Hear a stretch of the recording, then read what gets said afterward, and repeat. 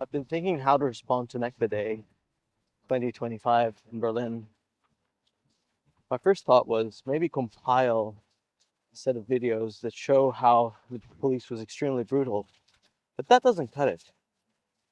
It's not that the violence has intensified.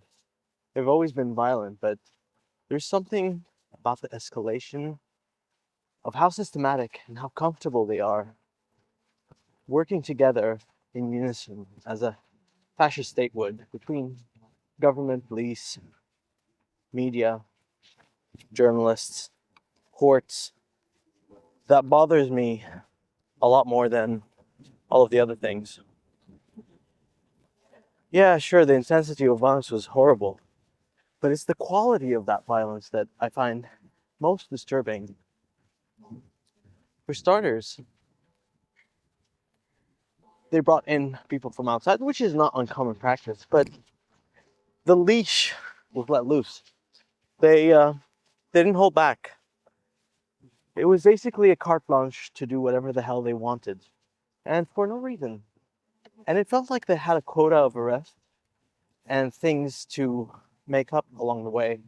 They had all of the excuses and bullshit that they can in order to justify mass arrests. So it starts from the demo, from being a moving demo to being a rally where it's isolated, encamped, besieged, so that no one understands what you're expressing. No one is affected by what you're expressing. Then it goes on to the courts. Well, the first degree obviously saw that there was nothing wrong with walking in the demo because of freedom of speech, but then last minute overruled the power of the cops and the courts combined to act as one party, as a one-party state. So they override this idea that you could walk and express yourself and create a siege on the protesters.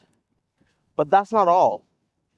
3 journalists were on top of a car, and instead of asking them to come down, they arrested them because of potential damage to private property. Assaults on journalists, and let me tell you, when I was assaulted, I wanted to file a report, and out jumps a journalist from Reuters, a German journalist from Reuters, saying, no, that's not assault, it's their job to do that. It's their job to assault people? Yes, it's their job to assault people and journalists. This shows the mentality of even some of the most seasoned journalists who happen to be German, what they do. But the police did not just act violently. They were also so confident that they could do it on their own. I think one of the policemen just ventured on their own, kept punching people, and then tripped and fell, and probably the charges of his comrades on the protesters caused the stampede that injured him severely. But does German media ever cover that this policeman violently brutalized protesters and fell in this act of lone hero charge against peaceful protesters? No, they don't. They don't cover that. They don't. So I'm left with this idea that no matter how much police violence I'll be able to show, the German public will see it as justified.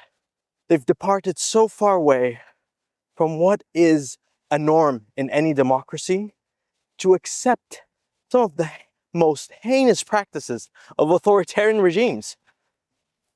Attacking press, arresting press, beating up people without talking to them.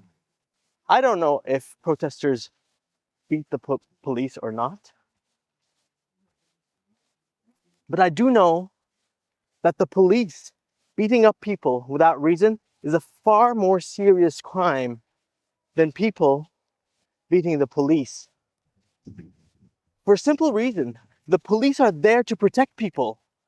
They are betraying their role. They are betraying the law. They are betraying justice. They are betraying democracy. They are betraying decency. And so this betrayal is a lot more grave than what you expect of people. They're not charged with upholding the law. They're not charged with protecting other people. But then the most important thing about why demos exist in the first place. Why? So that people express themselves. And what is the role of the police? To protect the people protesting. But the only people that need protecting are the protesters themselves from the police. Because you can't convince me that a chant is a threat to German society more than beating up innocent people. You can't convince me of that. This country is quickly going down the drain. But the privilege of those people in it does not allow them to see how far behind they've gotten into very fascist ways. This is the building of a fascist state. This is a betrayal to rights and democracy.